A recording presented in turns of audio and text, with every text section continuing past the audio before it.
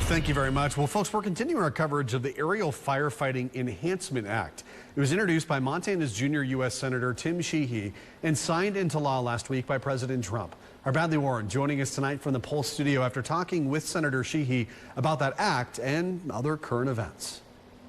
Right now I am joined by Senator Tim Sheehy from his office in Washington, D.C. This on the heels of a piece of legislation, a signature piece of legislation of the senator being signed by the president. We'll bring him in.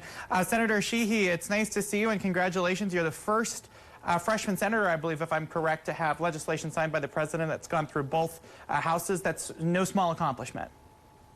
Well, thanks, Bradley. And I'd add that it's bipartisan and unanimous from both houses. So it's a big piece of legislation. As you well know, in this polarized environment, it can be tough to get bipartisan agreement on anything.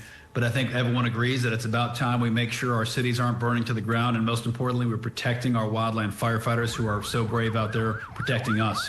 We had support from the grassroots firefighters organization. We had deep involvement from sitting current firefighters as well as former firefighters from all the different agencies, state, local, and federal. And everyone agreed that this whole package of bills we're working on, and of course also the executive order we recently saw, are all sorely needed. Yeah, and I read the bill and I looked at some of the spark notes, if you will, on it. It sort of made an adjustment, right, to some code from the 90s.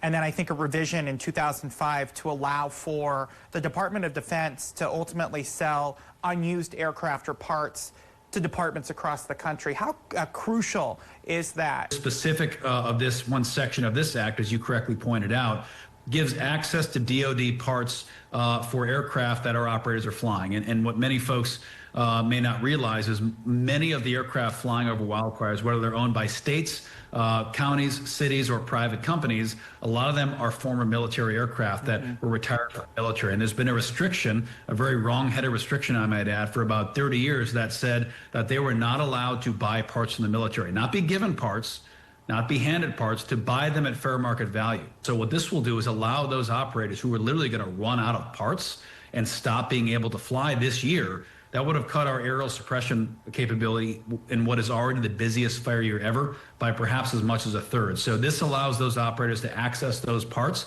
and keep flying and keep protecting our communities. Senator, one more quick question. We'll go international now. Obviously, Israel and Iran's back and forth has captured a lot of the oxygen in the last several days. Wondering your thoughts on that situation as it's unfolding and if you've had a chance to speak with the White House. Well, I was actually in the Situation Room on Thursday when the Israeli jets were launching. So it's frankly, support Israel unequivocally, fully. As I leave you, Senator, you said that you were in the Situation Room. What was that like?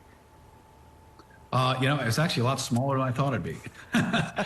You know, having been in lots of operations centers across the world and different task forces, you know, seeing all the different types of ways we have command and control, and it's a fun little space, very cool, obviously, but actually a lot smaller than I expected. So, Senator Tim Sheehy joining us from his office in Washington. Senator, thanks for spending some time with us this afternoon.